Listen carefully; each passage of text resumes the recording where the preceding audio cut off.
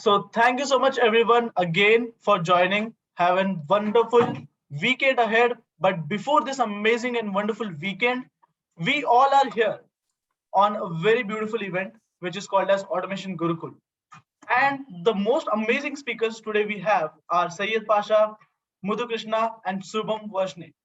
Thank you so much all for joining us here. And this Automation Gurukul is an amazing event which is going to give you total insights on how you can use Invoke Code setup for Excel interactions and extended operations. At the same time, learning about exploring background process automation, which is the personal most amazing favorite thing that I have learned recently, but I would also like to learn it back. And on top of that, I welcome all of you to the renovation of our Pune's chapter. Thank you so much, everyone, for joining in. And beautiful morning. And with this, I will hand it over to Syed. Thank you so much, Syed. Thank you so much, Shubham and Krishna. Hey guys, it's my pleasure, Mr. Thank you. Hey everyone, let me try to give the agenda a little different. Let me try to talk to you about what is this Automation Gurukul is all about. Now, we've been doing a lot of events. We've been doing a lot of webinars all together. But underlying fact is what we've been discussing or what we've been trying to explore is the super duper side of yours. So this Automation Gurukul will be an exclusive, an expert event where we are not speakers. We only moderate the event and people from you guys has to come and present what is the super duper things that you guys learn, that you guys know. And to kick off this event today, we have Mr. Shubham and Krishna talking us about the topics that they are ready to share with. Let me not take too much. Shubham and Krishna, over to you. As we have decided a plan, Shubham would be taking this session first, and then we'll be going ahead with Mr. Krishna.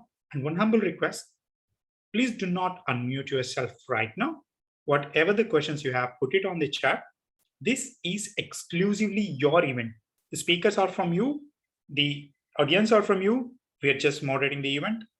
Shubham, all over to you.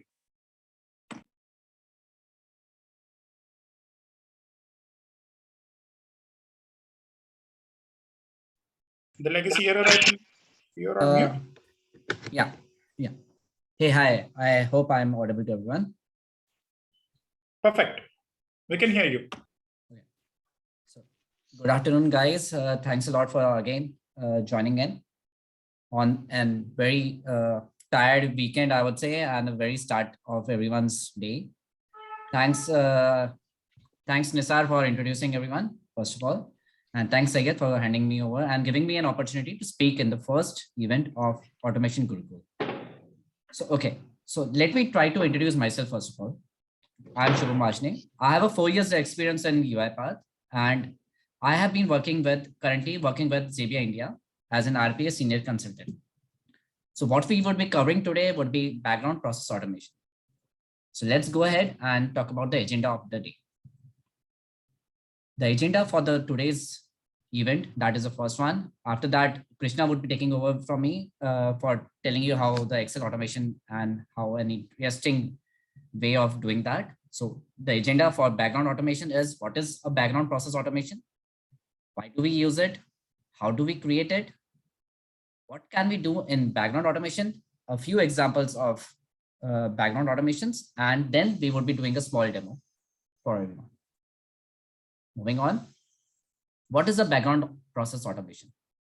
So as the word background actually identifies, anything that runs in the background of the system is background process automation.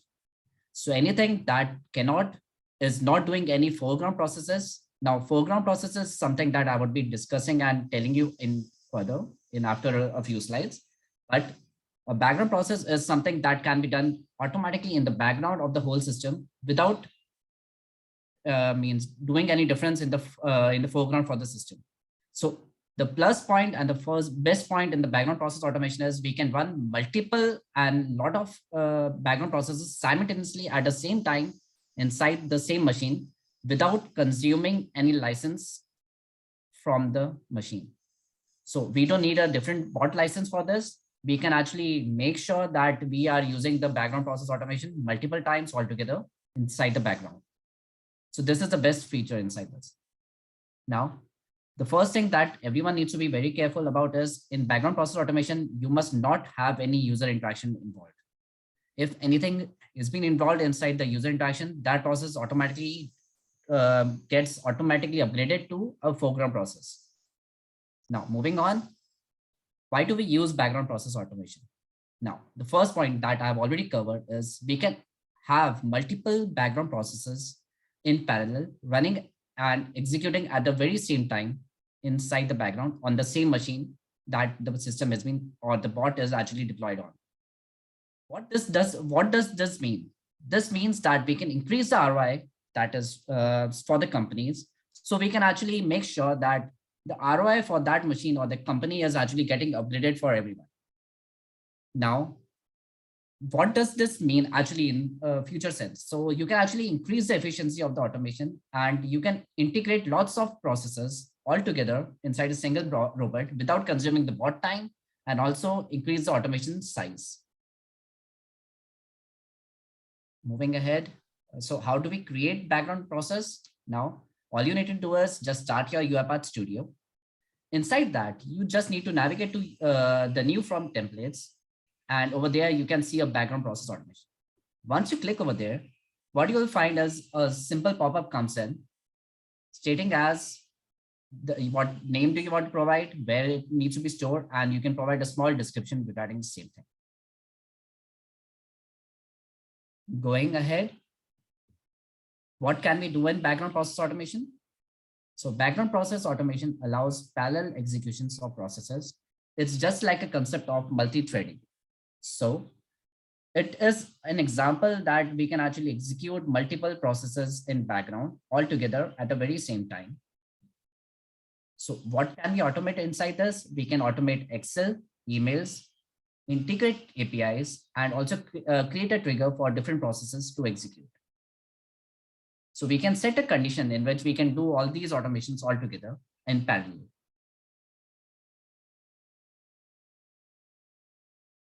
So a few examples of background process automations. We can have email monitoring. We can have shared folder monitoring. We can do virtual machine health checks. We can also do system drive monitoring. We can also create HR onboarding and exits in background process automation. And we can also create account invoice processing. So how we can do these types of things? Just now talking about foreground processes. Now foreground processes is basically, let's assume you are creating a web page, you are creating a bot to log in inside a web page. So this process is understood as a foreground process. Now let's talk about background process. Now let's assume you are updating an Excel file, you are putting in values, you are updating and adding that values inside somewhere else. You're getting the information from some APIs, then again, you're updating the Excel files, you're sending out emails. This whole thing is actually understood as an example of background process automations. Going ahead on this, I would be showing you a small demo of the whole thing. So I would be covering folder monitoring process. Now, let me start my UiPath.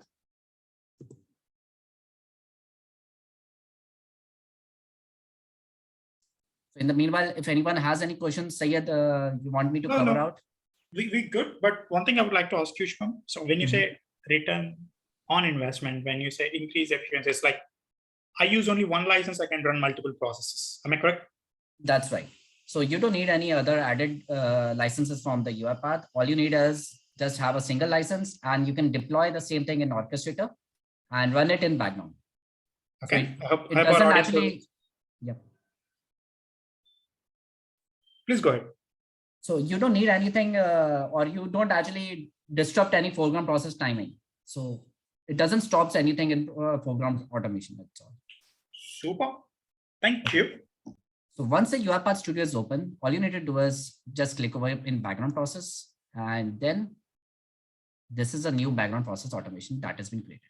Now let me open one of the processes that are already created. This is folder monitoring. Yeah, hi. Sorry for disturbing. I can able to see only PPT only. Okay, yeah, okay. I am sorry. Let me just go ahead and open the studio again. Stopping my share screen and then resharing it. Yeah, humble request until we start Q&A. any points you have, please put it on the chat. I'm actively working on the chats.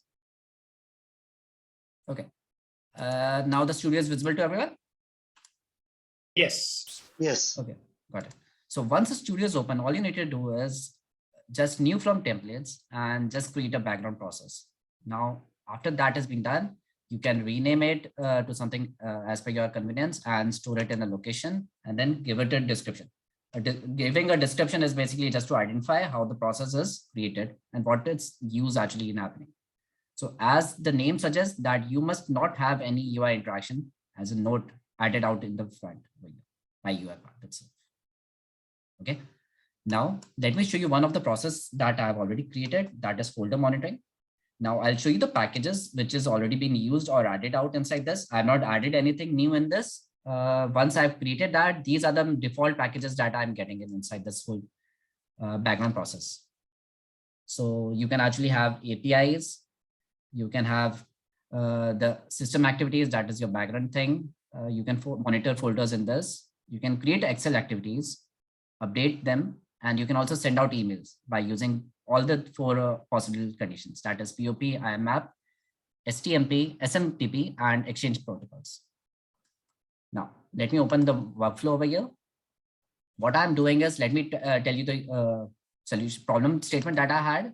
The problem statement was so there were people who were putting in files inside an input folder. They don't want any particular time this bot to be executing.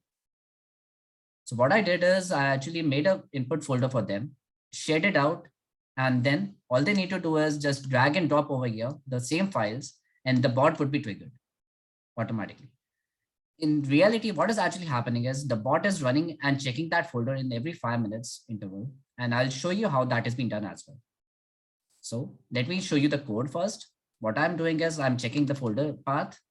I create a path log message for this, in which I'm checking the folder path, and I have created an argument over here. So this is the input folder whom I need to send an email to. What would be the destination part where the file needs to be moved so that it doesn't trigger the bot again or identifies that a new file has been added out of it. So the first thing that I would cover is that a log message was added in which I'm putting a path. This is only for reference. Then I'm passing the existing file path and checking how many files are there in that folder. So I'm just writing a small VB code over here as directory.getFiles, and I'm putting in the file path, which needs to be monitored. This indicates what is the format of the file. So star.star means anything being added out over there would be identified as a valid input. Then searched option dot all directories is a default type that needs to be added on. Once that has been done, all I'm doing is I'm just checking whether is any file present out over there. I'm just taking the count of the string variable out over here because it's a string array. I just need to do a dot count. And once that has been done, I'm just looping it all together inside the existing file paths and then mentioning if there is anything present out over there. If anything is present, I'll increase the count and then I'll simply move it to a different folder. So in this scenario, what I'll be doing is I'll move the input file to the output folder. Now, after this whole thing, I'm just checking a flow decision. Is any file present? If that is greater than 0, that means something has been added to the folder. And then I'll trigger a simple email. And I'll just state a message as means the mail or the argument that has been passed in. I'm passing in a default value that is my own email ID. And then I'm writing a subject like file found in trigger and a simple body line as hi team. File were being added to the folder. Thanks bot. Okay. So right now what I'll be doing is now I'll open the orchestrator. And if anything not has been found means no files has been added out, all we need to do is just adding a long message as no file added. Now I'm opening Cloud Orchestrator. So everyone is aware of this thing. I've been logged out. Just give me 1 sec. Let me log in and back.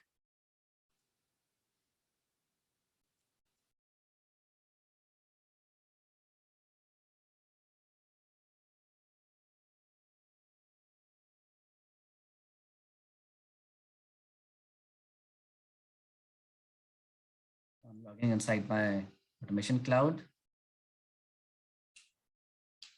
opening the process. So this process was being added out. As you can see, as a denominator, the UiPath has actually made sure that anything which is in background would be identified as something like this. I hope everyone is able to see this. I'll just zoom in. We can see that. Sure. Okay. So you can actually see that this process was created as a background. Anything which has some user interaction involved is written as required user interactions. Okay. So once that has been created, all I need to do is I'm creating a trigger, naming that process of the trigger. I'm doing folder monitoring, adding the file over here, making it inherent, and I'm specifying the particular bot that I'm using. And all I need to do is I'm triggering this bot at every 1 minute execution time. Okay. So once I do an add, the bot would be doing is in the background, you won't actually notice, but the process would be started in every 1 minute and this would be automatically stopped. So let's wait for a few seconds. Okay, as a default, it starts in 5 minutes. So I'm just starting the job in the background just to make sure how it actually happens. So once the trigger has been done, there is no file added out. That's why we don't get any email over here. Okay. So right now what I'm doing is just adding a process inside this, adding a file, and very soon I would be getting an email stating as a new file has been added out. In the meanwhile, just to show that it doesn't interact or hamper any of the foreground process, what I'm doing is I'm just triggering one of the processes in the automation cloud, which requires forend automation. So I'm just opening Chrome process. In this, all I'm doing is I'm opening Chrome, re-navigating it to Facebook, and then again going back and closing that tab. So this is added inside a loop for 10 times. So just checking out whether that email has been also triggered in the background as well. So as you can see over here, this process is already running, but you'll also see that the folder monitoring would be also working on the background itself. So simultaneously, that would be also being triggered automatically in the scenario. That looks really interesting. So guys, go talk to your managers, tell them we can save lots of licenses. Yeah, so this particular concept actually helps a lot. So now let's assume you are monitoring a folder. What you need to do earlier was you need to actually create a Python script in which you would be creating or taking some time monitoring, creating a file which would be triggering that Python script automatically. And you would be consuming some license in that scenario. But in this particular thing, you don't need to actually consume anything.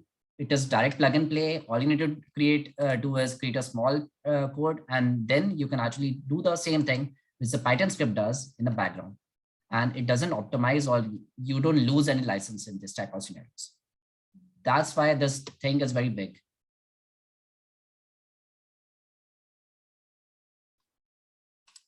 So very soon we will be getting an email over here. I am waiting for the foreground process to actually run. So this is in the pending state right now, but as you can see very well, or very soon, this thing would be in an execution state also.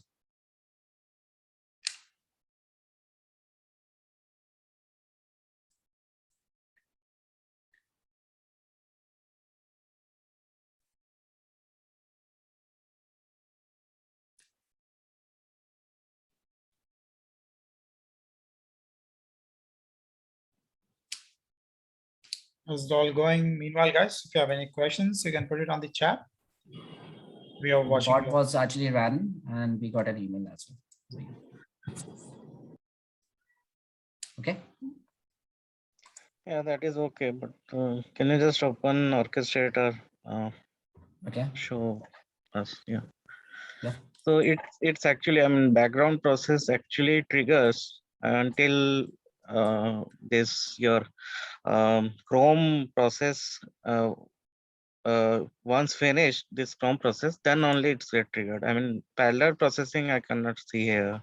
Okay. Okay. So let me try to iterate on this because I'm using a non-production license in my scenario. That's why I'm not able to trigger both of them parallel. But I've actually used this in one of the processes in my organizations, and it's actually working in the parallel. So you can actually see parallel automation multiple process Okay. getting triggered at the very same time in this scenario? Yes, it purely depends on the type of license you pick up. It should be either unattended or it should be either attended.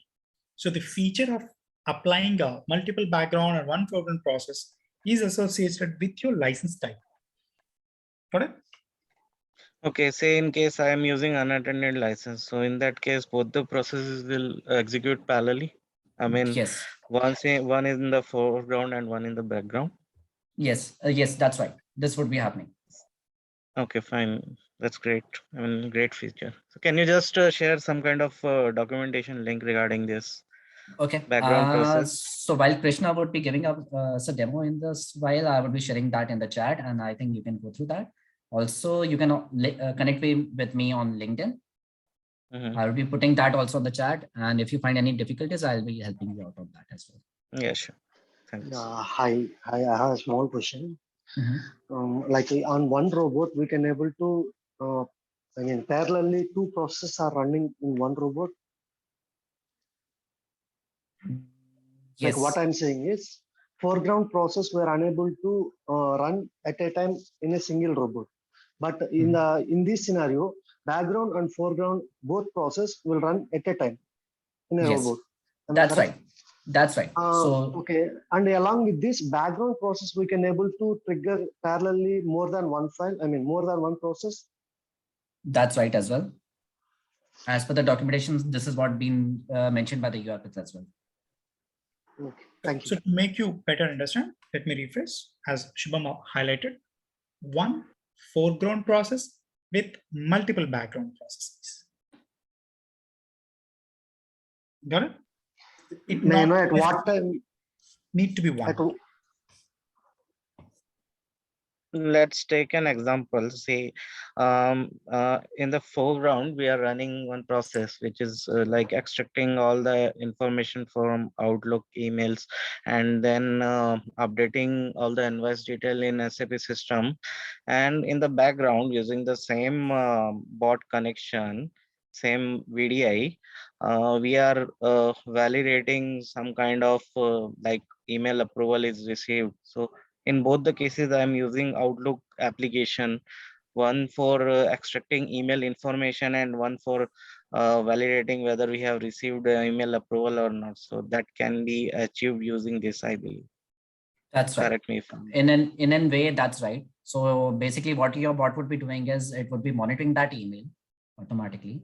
And if you have some transition items, your SAP would be also getting upgraded or getting added in by using a foreground process.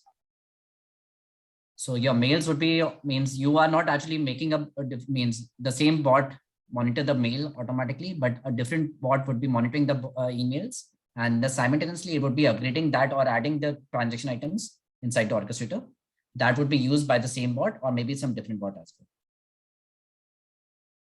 okay. So is there any kind of limitation we can execute background processes on a single machine and with single bot? As far as I know, there are none.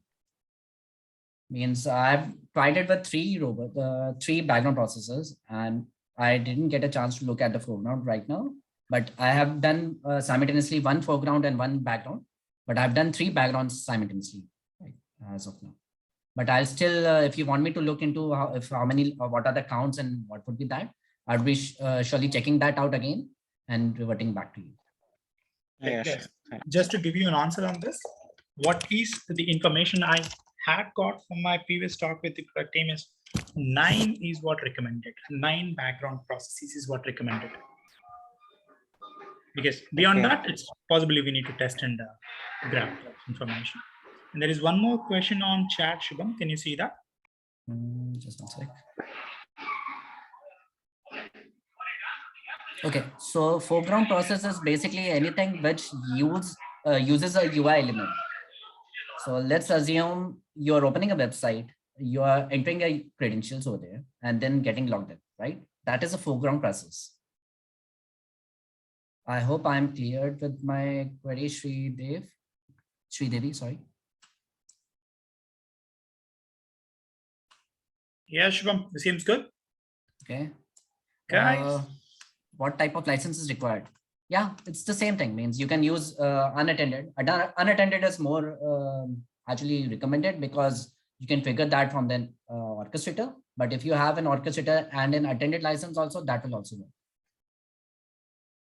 So we technically call any production license. That's right.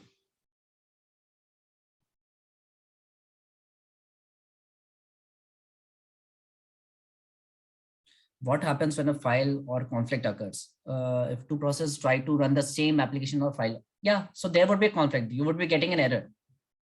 The process would get failed. That's a common error. Means the same error that you get in the foreground process when you're trying to do the same thing, that is what will happen in the background process also. It is not an exception. It follows the same rule sets which is present for the foreground process also.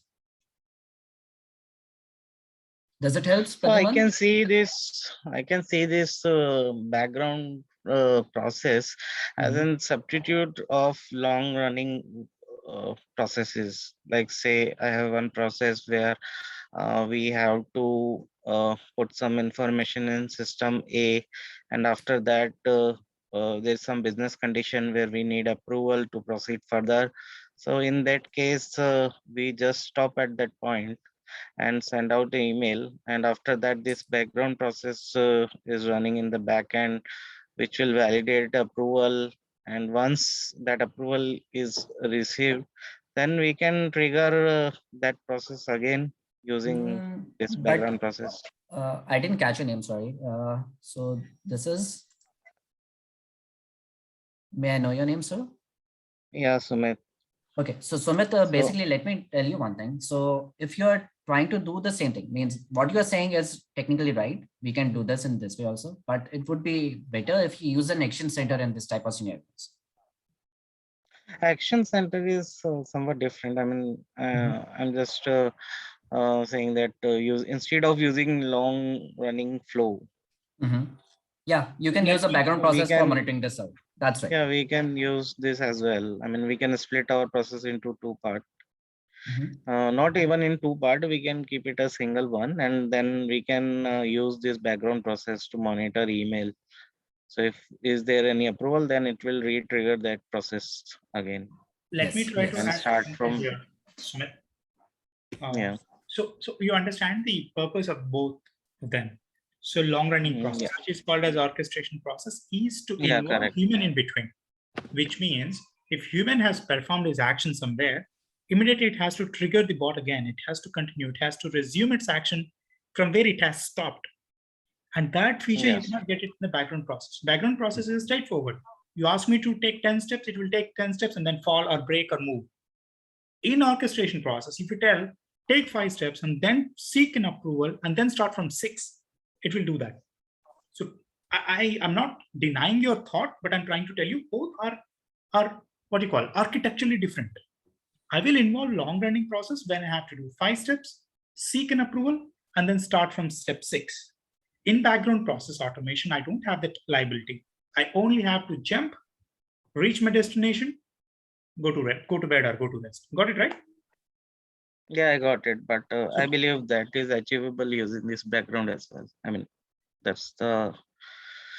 But how do you resume from step 6 is my thought again. Not from step 6. Like say we have one process where we are executing and downloading one report from particular system, and after downloading that report, we have to look up some value, and if it is missing, then we have to take some kind of approval. At that point, we have to take a pause. So in long running process, we have to take a pause. So once that approval is received, then we have to start further, and then we have to process all the records in system B. So that's a single process using orchestration process. But if you are going to implement the same process using this background process, then say, I mean, we can split that process into 2 parts. Correct. In process now it is A, we are just downloading. Yeah. Perfect. Got your view. But that comes into a different. Let's not mix both of them. Okay. Yeah. Correct. Perfect. Any more questions? I believe no, Shubham. People loved your session. Okay. Thanks a lot, everyone. In the meanwhile, I'll also take a look at the chats. In case anything missed out, I'll just write it or revert back with it. Thanks a lot, everyone. audience. And we Now, have Krishna. Please, Krishna, go ahead with your screen sharing. I've stopped it. Thanks a lot, Syed, for allowing me to speak in. Tom. It's a pleasure to have you. Next, we got Krishna. Hi, hello all. Hi, Syed. Thanks, Shivam, for great explanation about background automation. I'll share my screen.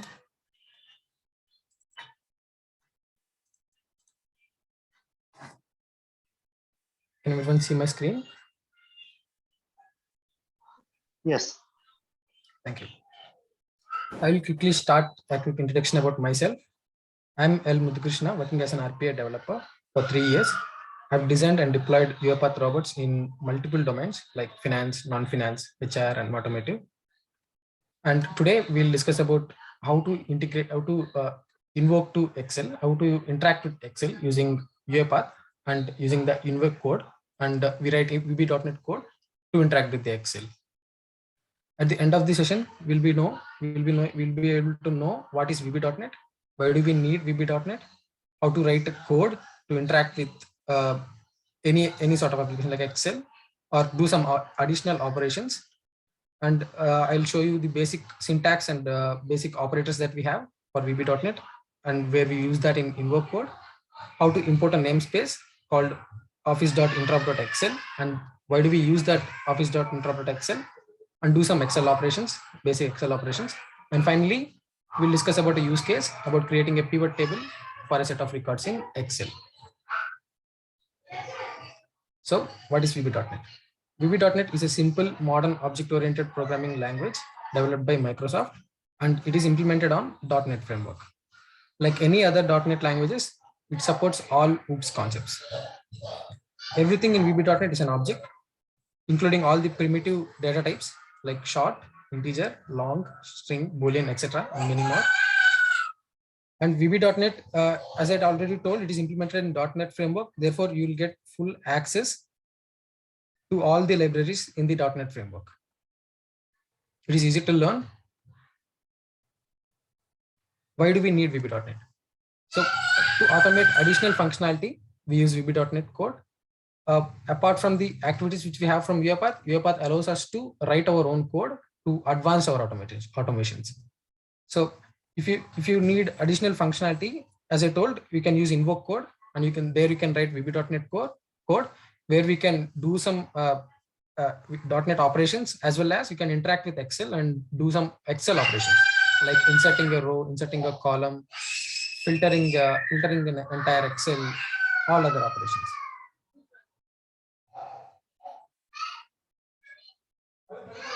Sorry, 1 minute. Sorry for my background. No worries. And guys, is there any VB.NET developers in our group? Can we see them on chat? Or anyone who's trying it new? But then again, I won't be. Okay. Okay. So Sumit, I'm just putting a code from UiPath website for the background automation, and I'm also putting the link from where I got this information as well. Yeah, you can sure. refer the chat as well on this. And Pradyuman, no, we cannot use background clicks or anything. Background clicks or set text or anything which is actually using UI elements is a foreground process. So foreground and background, there's a huge difference. If you're having any UI element or anything which is required, would be a foreground process.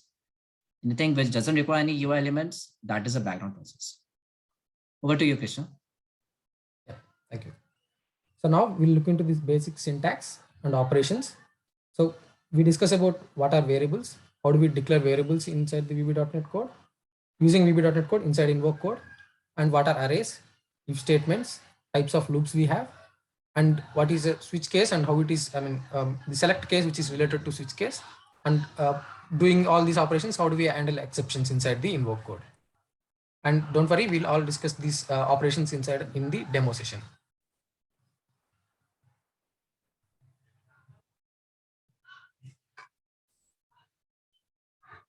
So now after discussing about the basic operations, we'll be knowing what is interop.excel and how to import a namespace inside UiPath. And this interop.office.excel will be a namespace. And basically namespace is nothing but it organizes objects in a defined assembly. Assemblies can contain multiple namespaces, which can in turn contain other namespaces as well. So just in simple definition, namespace organizes objects in a defined assembly. So once you install, for interacting with Excel, we need this namespace to be imported inside UiPath. And after importing, we just have to confirm by checking the assembly reference for that XAML. We open that XAML in Notepad and then check if the assembly reference is being correctly added or not. Again, don't worry, we'll be doing this in the session, in the demo session. And now in basic Excel operations, after importing the namespace, like how do we interact with Excel? So firstly, we create an application variable. And for that application variable, we create a workbook instance and a worksheet instance.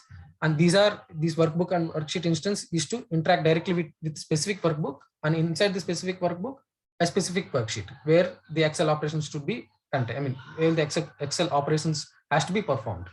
And in order to make all this happen, we have to create an instance of application class, Excel application class. And from that application class, we can create all these objects. For that application class, we'll be creating objects, and using those objects, we'll be interacting with Excel. So all these objects, these are all, if you are aware of the OOPS concepts, this is basically related to that. And so that's all about the Excel operations that we can perform. And one of the important topic is like creating a pivot table using invoke code. So as we already aware, like now the pivot, if there are any extended operations of like creating a pivot table, we might have to use sometimes use UI automation. Like we have to use clicks and type intos to perform to click on the insert and then click on the pivot table. So to avoid that, UiPath provides you to type your own VB.NET code, which directly interacts with Excel, and that can also interact in background. So you can disable the Excel to view in the desktop. You can directly disable it. Everything happens in the background, and the final Excel will be saved in your desired location. So to create a pivot table, firstly we create a pivot table sheet. These are the manual steps. Like creating a pivot table sheet is a manual step, and remaining steps are the ones which the bot has to do in order to create a pivot table. So basically we'll get a doubt like what is pivot table. Pivot table, you can think it as a table, the table which is as a report. So unlike a static report, a pivot table provides an interactive view of your data. You can add columns to row fields, you can add your columns to column fields, and if you need a sum of for a particular column, you can add that to a data field. So that is a pivot table. So in order to create a pivot table, we need a pivot table sheet that has to be created, and after that we need pivot cache. The pivot cache is nothing but the data range. So the records you have in an Excel sheet for which you have to create a pivot table, that will be your pivot cache. And to add to actually create it, so firstly you have to get all the pivot tables list of the current workbook which you are working on, and then you add your created new pivot table which is being created now to the existing lists of pivot tables.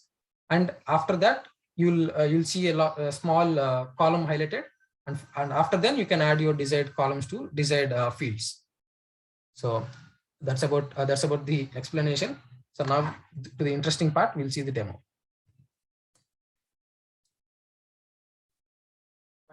Basic operations. Firstly, we have to set up the namespace. As I told, for that we have to go to imports, and here we have to. I've already imported. I'll show you again. So here you just have to type Microsoft.Office. You'll see this many. You can click on the Excel. So once you click on it, it will get added here. So as I told, once you import the namespace, we have to cross check whether it is correctly installed or not. So for Krishna? that, yeah. Krishna, can we try to keep the resolution to 125% on Studio and the below? Studio on your Studio. Yeah, there's 100% at the below. I have this tile window. 1 second. Yeah, is there? Just you can type it. Type 125. Navina, is that fine now? Yes, Sayed. Thank you. Thank Super. you. we are at importing the namespace. So after clicking on the namespace, it will get added here. So you have to cross check whether it is correctly added to our assembly references or not. For that, you go to projects pane and open the projects folder, and wherever we have the invoke code, where we are writing the Excel operations, the operations which we use from interop.excel. That XAML, you have to right click. So for now, I'm writing the invoke code inside the main itself.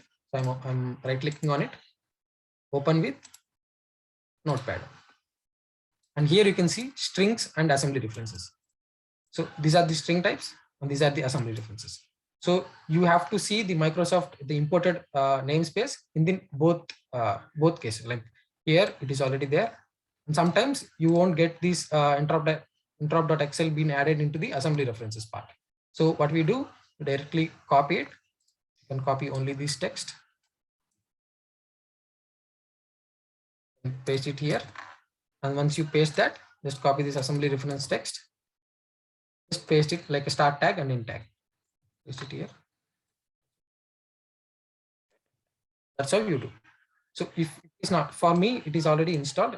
Once I click on the import, once I add the import, the namespace, it has been already created for me. But in some of the cases, in my experience, I would sometimes it won't get added into the assembly references. For that, you definitely have to manually open it and add it, and then close the UiPath, open the main.xaml again. So that will be the setup, like how do you set up the namespace for interacting with interop.excel. So now we'll see some of the basic operations. How do we declare variables? How do we declare other, like how do we write a if condition? What is a loop and how do you write in VB.NET? So coming to the variables. So the basic syntax of variables will be dim. Firstly, it has to be dim, and your variable name, any name, and then as your data type.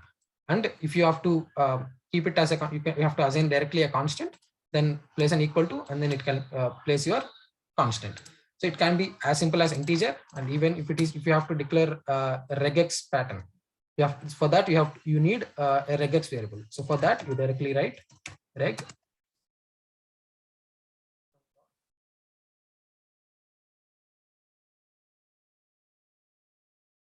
represents dot. Now this variable can be used to perform the regex operations. For example, reg dot match and matches, like that.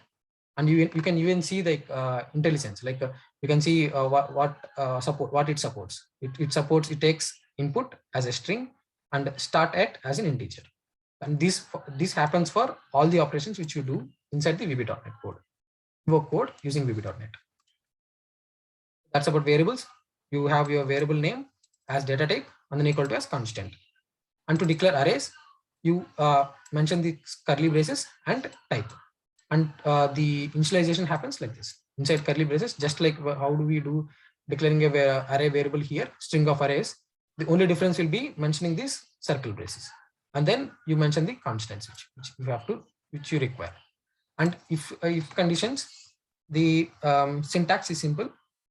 It would be if, and then your condition, and then it can be like a simple if, or it can be like a if else statement. So both of them, you have to write like if, and then your condition, and then true part, else the failure part, and then end if. So end if is important. You can't directly stop it up to here. You have to mention end if as well. And then loops. So we have for each and while. So while goes like this, while condition, and then you write your statements. This will be the body of the loop, and then you write all of them, and then finally you have to end the while. That happens for just like if condition, it happens also for while condition, while loop. And then for you need next command. So here you don't have to end for, you just have to, in order to go to the next iteration, you have to mention next. So if I remove the next, it will throw you like it is not properly terminated, or must end with a matching next. And you can also see at which line it got failed. So it is at 29. I can directly go to 29 and then type in next there.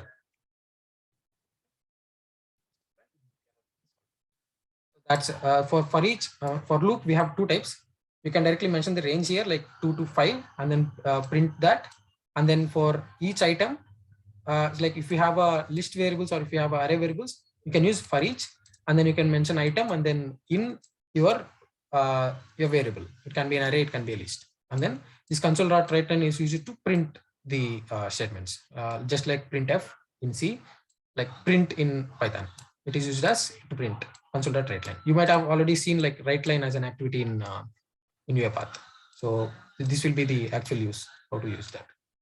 And then just like a normal for you, in order to go to the next iteration, you type next there. And a select case, it is similar to switch case, and you just have to use these keywords, select case, and then this will be your variable, and then your each case. So if I equal to 1, then it goes to case 1, and you can also mention default case and end select. So so this is all about the syntaxes, a few basic syntaxes of basic operations. So then finally, to handle the exceptions, this is how you handle. You mention the try in the start of the statements, from where you try to handle the exceptions. So you start with try, and then all your set of statements, and then catch as exception. And here you can mention the exception types as well. And then just like the normal UiPath, you can also print like e.message, e.source, all those, and then end try. So these are the few operations. And why are we discussing this? So in order to use our code in Microsoft.interop.excel to create a pivot table, we might need these basic syntaxes. So what is a variable? How do we declare that? And what is an if condition? How do we declare in VB.NET? So we all, if I directly jump into there, we might confuse like why is it end while here instead of directly while. That's why we're discussing about the basic syntax now. And that's about the basic syntax. And we'll just see, I'll just stop the bot here. Just to print a message box.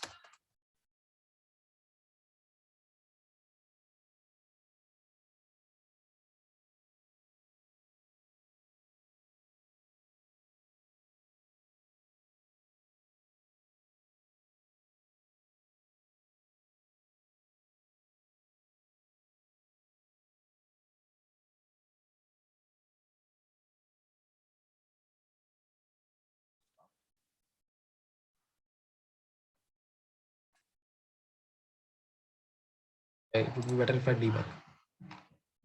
Stop. And now we have the I variable as 2, and we are checking if I is greater than 10 or not. So if it is greater than 10, we'll print I.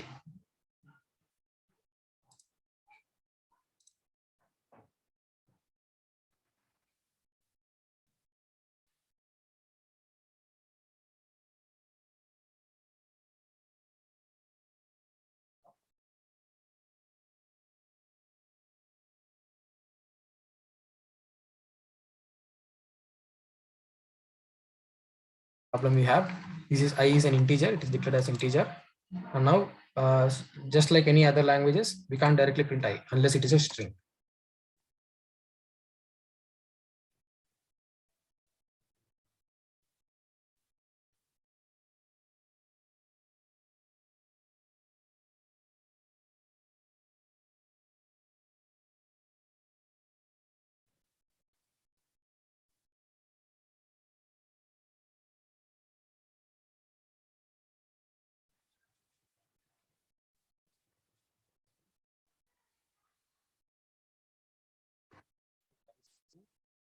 I is greater than 10, it is not, so it would be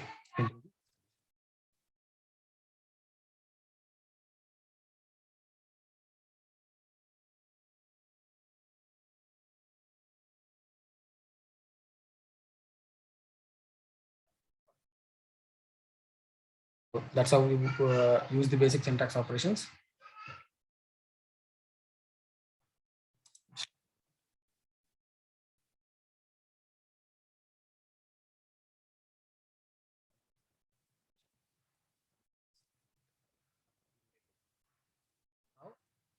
I is 2, I is less than, it checks like I is less than 5, until if it is less than 5, we reprint the I. Stop there.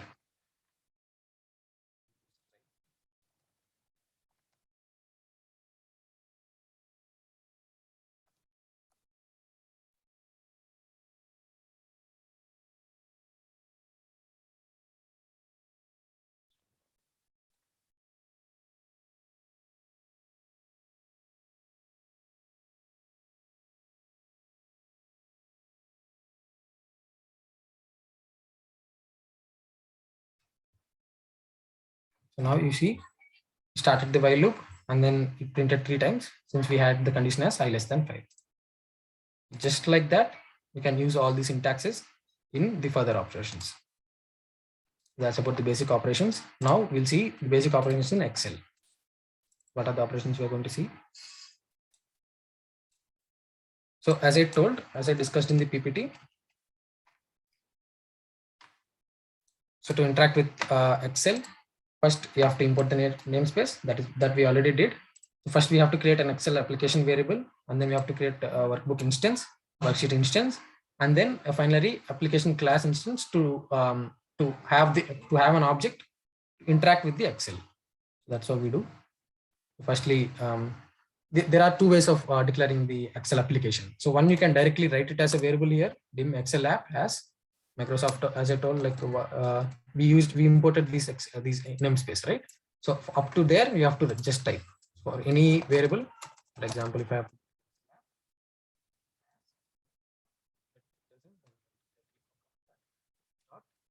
all the operations of the objects we have for Microsoft class. I told it should be, firstly you have to create application variable. Application variable, and sometimes might not recognize from the application variable inside from the VB.NET code inside the invoke code. For that, you can just comment that. So single inverted comma will be the comment to comment. And you have to send that application variable from arguments. An argument, and the argument name, in type, and then here already have it. Then this application has to be selected from the types. Since you already added the namespace in your assemblies, you can directly find that assembly and just type Microsoft Office. Have that Office assembly reference here. On it, open the tree, directly go to application, search for application, and this here. You select that and then click on OK. And this will be sent. You don't have to fill anything. This will be your declaration. You just have to pass the application variable from the arguments.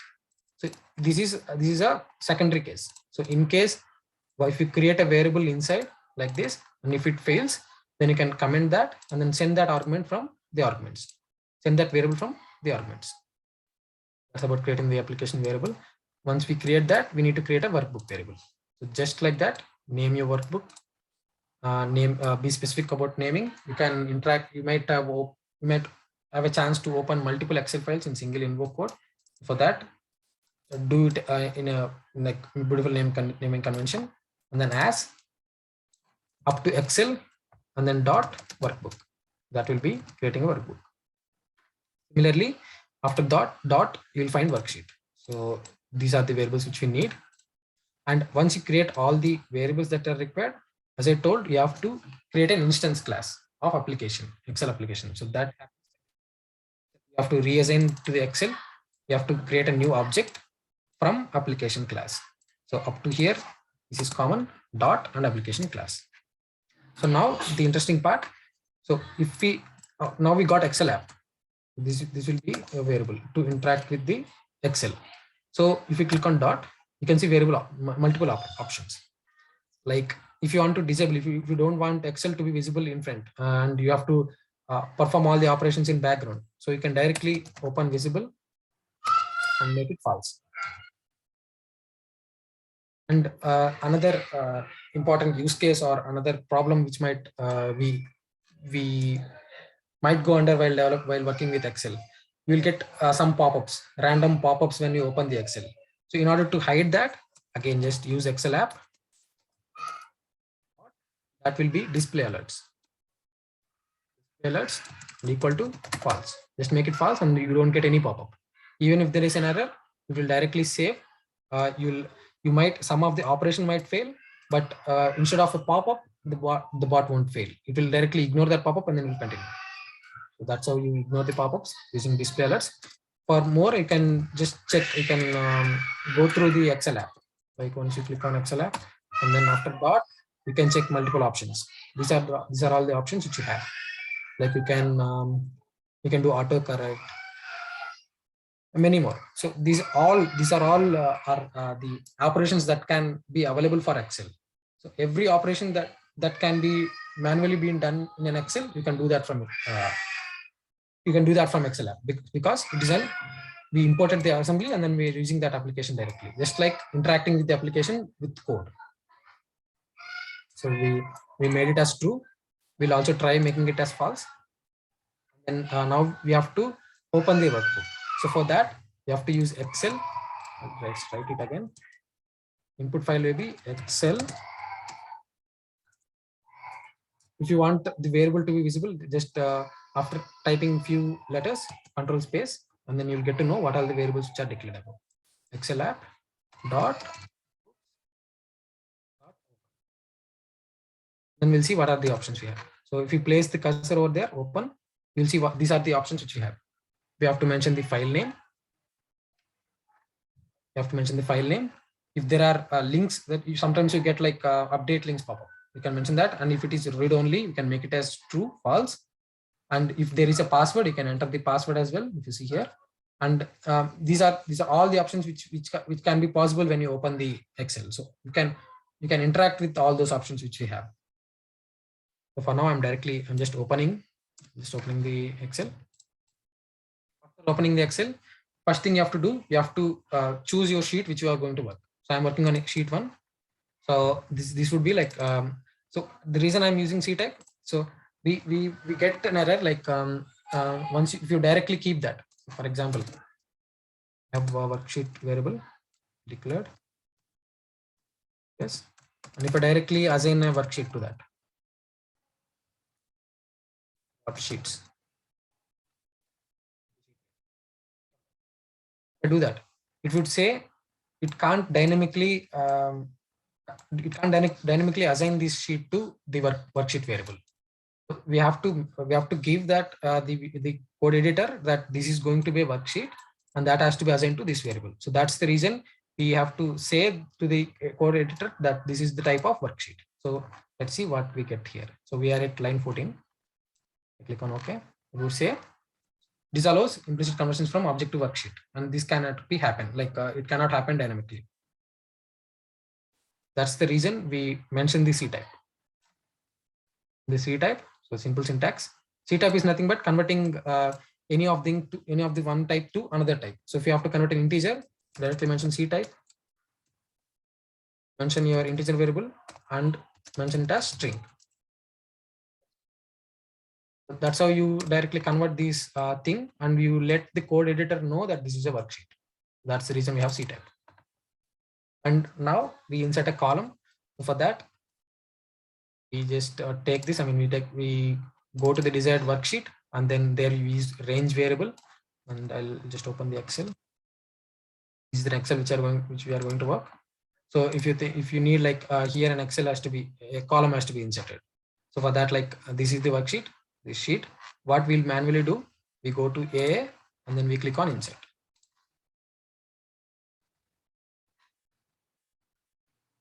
Is that? Or else you can directly insert from here as well. Just doing this operation from VB.NET code. Let's check that if it is inserting the column or not. So the options we have is to shift. So once you insert a row in Excel, you might insert like after A or before A. So you have to mention the direction, whether if the entire list has to be shifted to right or A column has to be shifted to left. That's the reason I mentioned the shift. So you can also explore the other possible operations like copy origin. We have the copy origin object as well. You can also try that. Let's see up to the column insertion.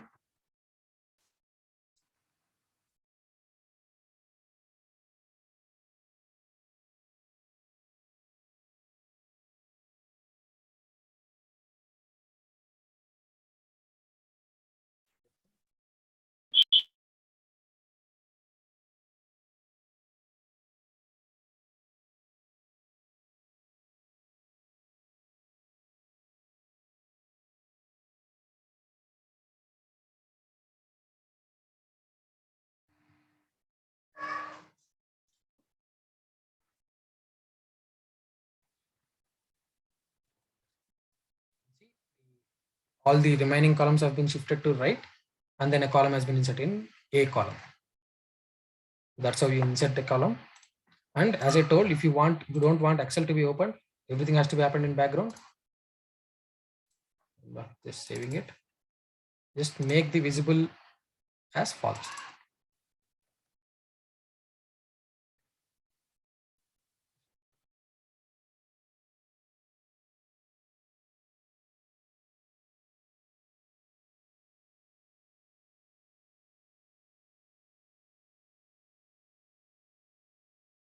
The Excel is not opened, but we got the message box. And if we don't keep a message box, we don't even get any pop-ups. All the operations will happen in the background. Let's stop the bot.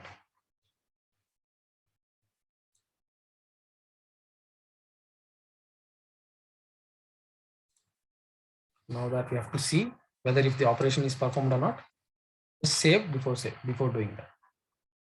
So save the Excel file, and then we stop the bot, and then we'll manually open the Excel and then see if the operation is happened or not.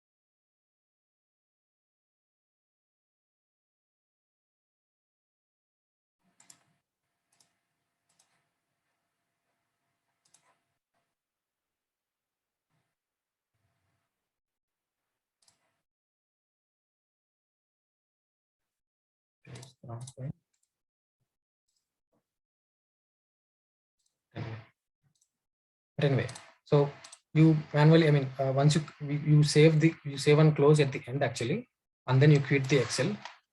Let's try the quit as well.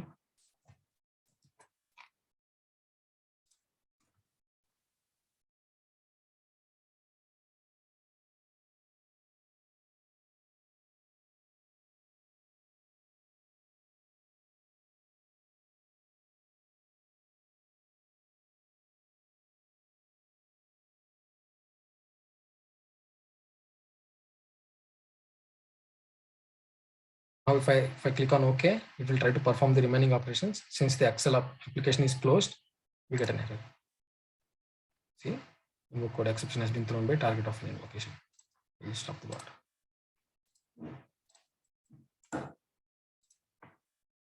Isn't it not saving? Okay.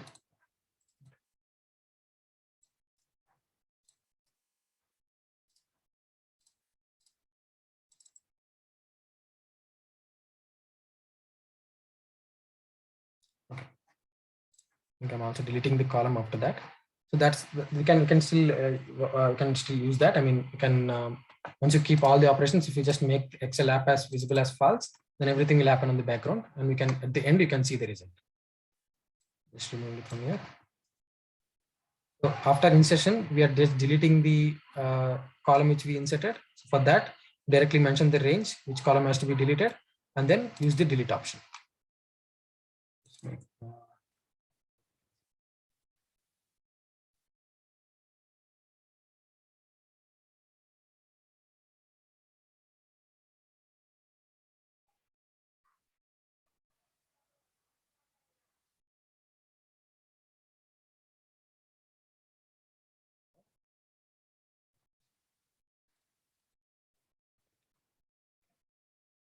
One column.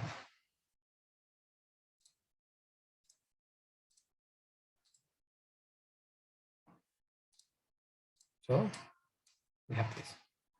Up to before we had that, right? We had that insertion. I think for some reason it is not saved. So now you can see like all those background. When I ran it in the background, it actually got inserted. I ran 4 times, I think. No, 3 times, and adding to the now it inserted 4 columns, and we ran up to delete part, so it deleted 1 column. Delete. So likewise, you can perform all the operations within the basic Excel. You can insert, you can delete, you can do auto, you can do filter, many more. Like you can also apply a VLOOKUP formula. So if you want to apply a VLOOKUP formula, just mention the worksheet name.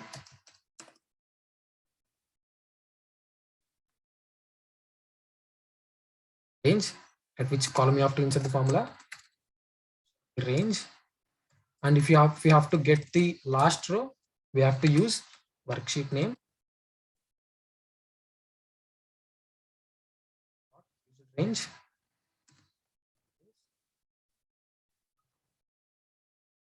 Your count variable, and this will be of integer. So you have to convert into toString.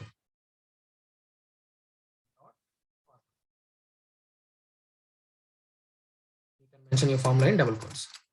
And if you have to edit the format, these are the few basic, the operations which are mostly used. I'm explaining only those. You can always explore. You can apply the format, you can change the format. Now we are going to enter the formula. And in the range, I think it would be better if we enter in the end.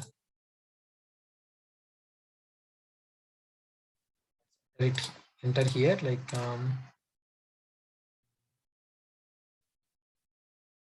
just add 1 to B column. Your formula. Let's copy that and delete.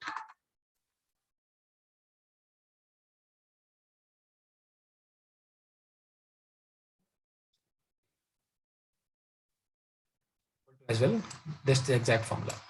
And we'll shop the bot. We'll see how it happens. And I think it would be better if we enter it in the F column.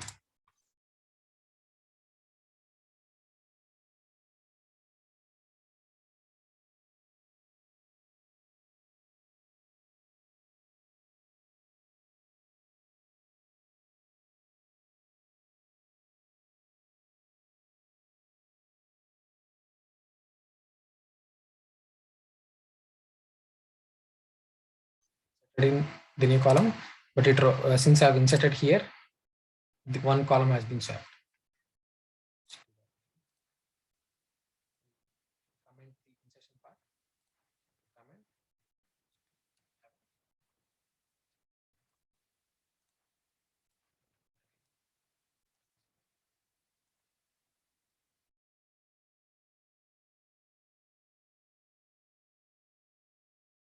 Krishna, I can use the same syntax of the code. If you share the code to our folks in the call today, they can use it and just play the same thing, correct? Yeah, sure. I'll share. I'll do that. Perfect. See, the formula has been applied on F column.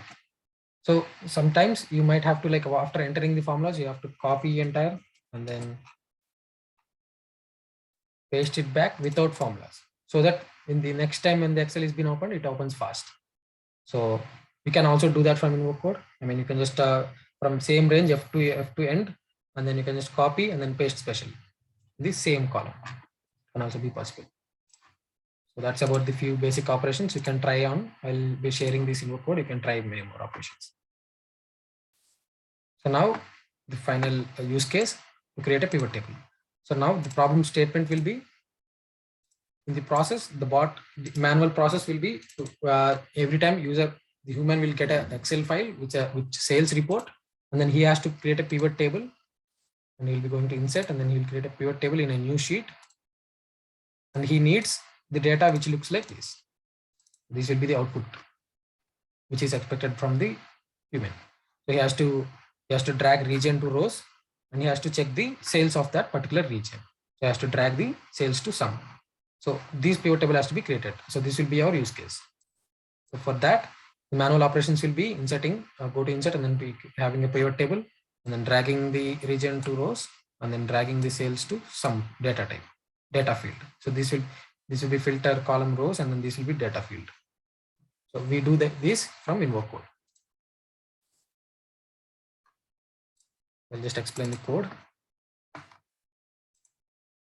Just like we saw earlier, we have to, in order to interact with Excel, we need an Excel application variable, workbook, worksheet, and then a pivot worksheet where the pivot table will be inserted, and then range. I'll discuss in the code why we use range and p-range, and a last row variable. So first we have to create an Excel instance, application instance. We make it as true, visible as true, so that we can see the operations that are happening. And then we have to take a sheet, the range where we have the Excel records. We have to take that sheet. Just open the Excel. So here we have the data. So it will be sheet 1. We'll take sheet 1 into input file WS, and then we activate. So once you activate, you don't need to activate as well. But since I have to show you, so if you have multiple sheets, since it is interacting in the background, the last highlighted sheet will be there. So for example, if I save it now and if the bot opens it again, I can see only sheet 2, not sheet 1. So for that reason, once the sheet is in assigned, I'm just activating the sheet 1. So it activates this and we can see this, and we can see the operations that are happening in this sheet. That's the reason I'm activating it. And now taking the last row, so just like I showed you above, we can use region range rows.count and then range. So this range a1.current region, this range will be used for pivot table. Like this will be the data range for which the pivot table has to be created. So steps which I've presented you in the PPT. First, you have to create a pivot table sheet, and these are the manual steps, and the same steps will be replicated by the bot. So the bot itself will create a pivot table sheet.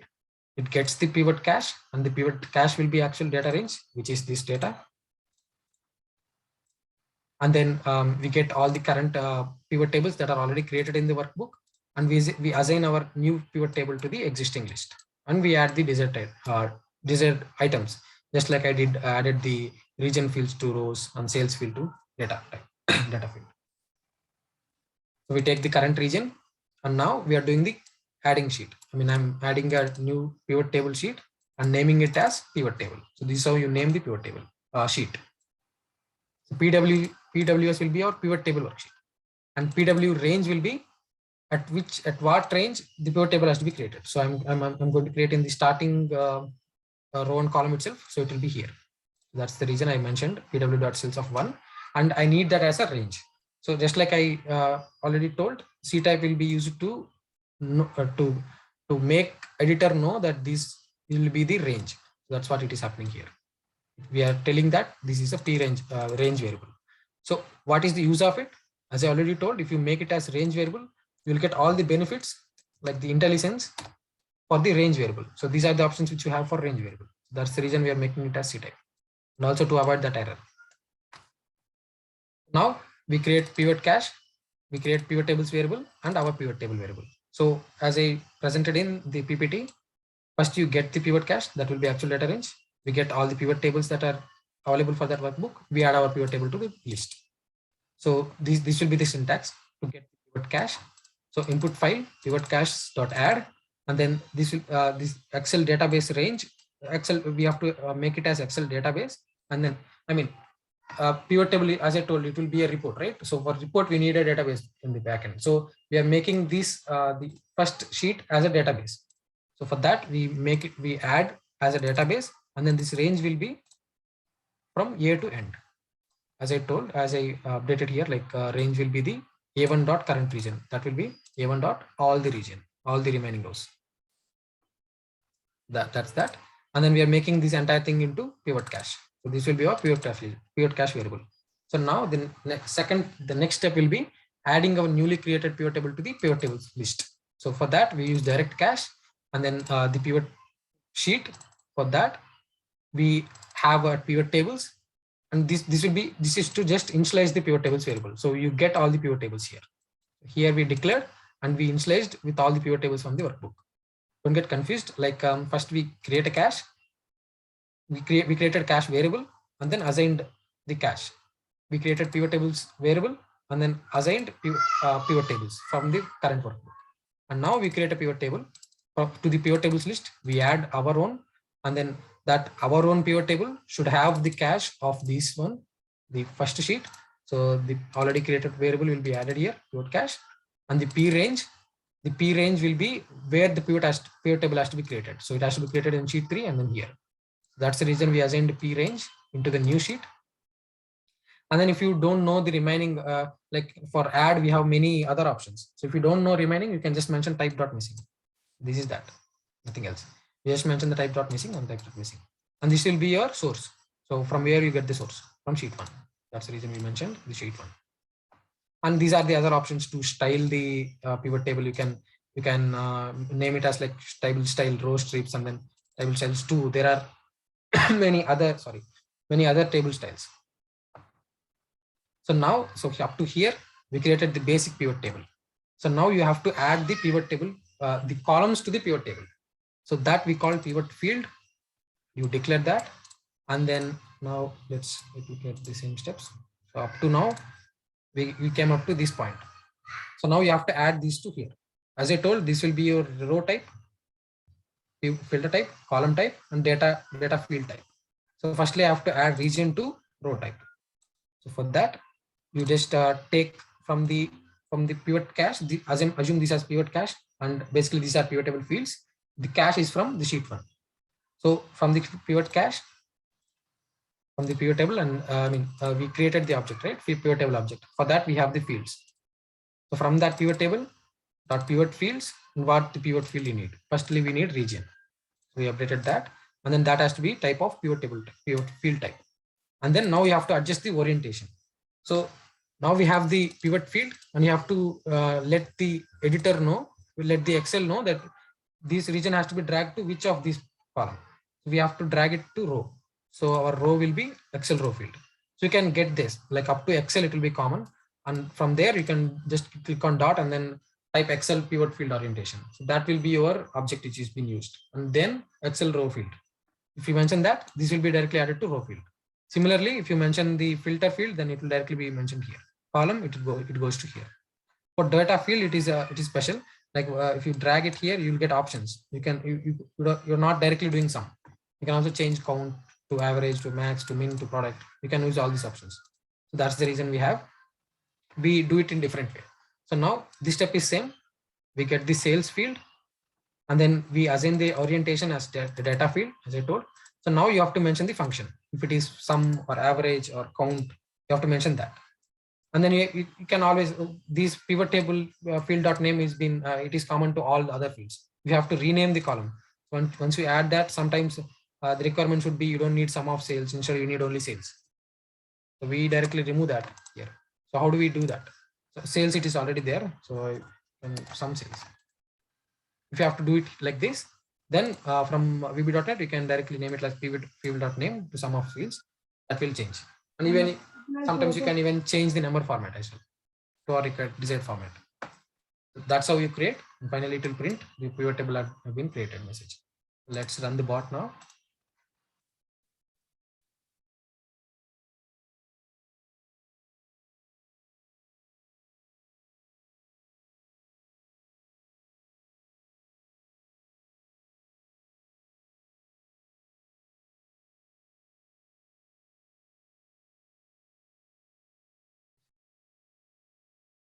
Got the pivot cache, it created the new pivot sheet with pivot table name, and then it dragged the desired columns to desired areas, rows and sales to sales. So that's how we create the pivot table. Thank you. Now, if you have any queries, just answer. Thank you, Krishna. It's like a tight session. Thank you for that. Guys, any questions? Are we all good with? Krishna, Yeah. yeah. So can you please show me that parameters and how to pass the UiPath variables to the code? Parameters? Yeah. Like in the arguments or? Yeah, arguments. This one? Yes. You can, so Previously I mentioned about the Excel app. So that was I was sending because sometimes if you directly declare inside, you might get an error like interop.excel namespace has been not been detected like that. So to avoid that, we just go to edit arguments, click on new, and then you create a variable. This can be of your type, and then you just have to mention the application type. Okay. You can see the assembly which we added. So you can just drop down the tree and then just search for application. That would be this one. And I can click on OK. That's it. So, and then you can use that variable inside. So if I type that, now if you see, you click on dot, get all the options that we have for that interop Excel. No. See, with normal variables also same, right? If you want to pass some values inside this script, for example, I want to filter it, right? Auto filter, where I want to pass a column by some values. Yeah, you can pass that variable here. Okay, fine. Thank you. Thank you. Perfect. Thanks for your question, Krishna. I mean, we have two Krishnas. One is Balakrishna and the other is Madhukrishna. And there's some questions on the chat for you, buddy. If we could access the chat. How to insert or delete multiple columns? Yeah, as I told you, you just mentioned the range. I'll just show you. So now I mentioned only single column, right? Here, A to A. So if you have to insert multiple columns, you can just repeat that. You can repeat that same statement like B to B column to B column, or you can use a for loop to just insert how many rows which you want. And if you want to delete the range, that will be simple. Like you directly mention, take the range. If you have to delete two columns, just mention A from A to whatever column you decide, like up to D you have to delete, select that and then delete.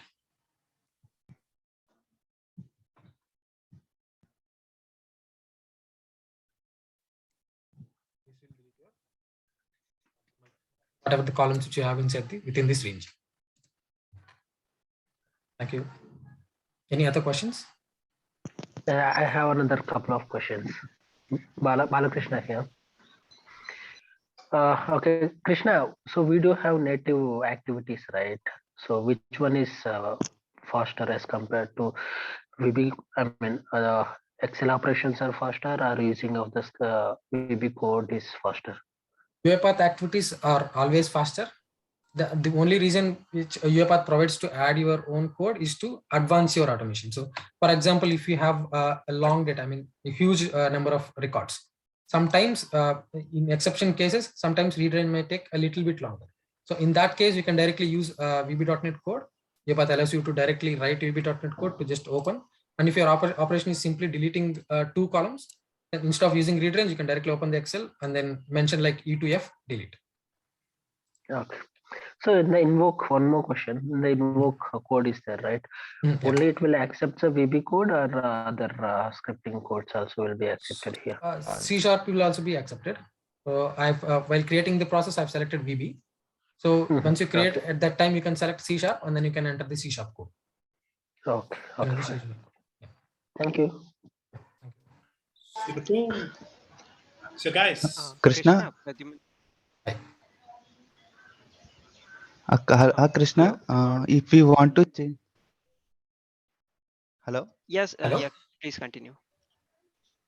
As Krishna, if we want to change the code, it's like we need to open the code and we need to change, right? Rather than the invoke VBA. So after deployment, if we got any change, we need to deploy, right? We need to change the code and we need to publish one more thing, right? Yes, if it is a change in either of the way, if we have to add an activity in that possible ways also, we have to republish the bot. It's the same. So if you have a change request, directly go to invoke code and then you add your own code, and then you republish. Or is there any other way, like we can copy the code from TXT file to invoke VBA? No, this is actually a compiler, code editor compiler, VB.NET compiler. So you have to write the code. Okay, code here only, right? Okay. Yeah. Okay, Krishna, thank you. Thank you. Krishna, Pradyuman this side. Yeah. Yeah, I wanted to know how to get the error code to the out argument for UiPath. Okay, I'll just show you. So firstly, create an argument, make it as out variable, out argument, name it as exception, and choose the type as exception.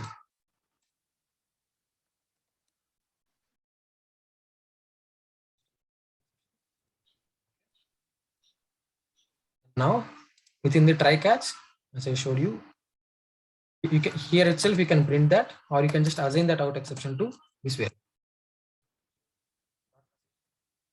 Okay, we can directly assign it to the out variable. Okay, Okay. and if we use like a message box, sorry, not message box, console write line, then it writes to the output variable, or like the console write line is just like a print, just like we have a console write line here, right? The write line statement. It's just like that to print whatever you need. If you have to print this, you can also print that. Like you use console.writeLine and then e.message. That will print your exception message. Yeah. Okay, and can you show the range in this invoke code itself? You used a line to define the range variable RNG. Yeah. Yeah. So. Yeah, go ahead. Please go ahead. Yeah, there you use this range A1.current region. Like, how does this work? It will select my whole data range, or? Exactly, yes. It will select your whole sheet from A1. Okay, got it. Thanks. Yeah. So it would be like clicking here and then selecting the whole range. Great. Thanks so much. Like as far as I'm aware, in UiPath we don't have any activity specifically to like drag drop any specific fields for pivot table, right? Like we can create pivot table, but when it comes to setting specific fields or getting a specific pivot, we don't have any inbuilt activity, right? That would exactly be the problem statement. Like if you are from the UiPath, you can directly give the entire range, and then the entire pivot table will be created. So that you have custom activities to have fields as well, but you can write your own code. UiPath allows that to write in VB.NET. Okay. Perfect. Any more questions? Hello. Hi. We can use Excel formula directly in UiPath using write cell activity. So yes. Using Excel formula is faster, or using VB.NET is faster? Excel write cell is faster, but after writing the cell, you have to again copy that and then paste it as normal values. So if you have to do that, you can use invoke code. Okay, right. Yeah. Yes. Thank you. Thank you. Super. Hey Krishna, Hi. Can you open the Excel once, please? Excel sheet. So in the header, you see something called conditional formatting, right? Yeah. So is it possible to, write some code and invoke it through VB to automate that as well, like conditional formatting? Like, for instance, if we select a column and we can do a conditional formatting to detect the duplicates in this column. Yeah, we can directly, if it is remove duplicates, you can directly select the entire range. It would be like, I'll show you. Input file, your sheet, and then if you have to remove duplicates within that sheet, you can directly use useRange.remove duplicates. Okay, great. Yeah. Thank you. Yeah. Any other questions? I believe you're good, guys. Super. Thank you, Krishna. Thank you, Shubham. Thank you.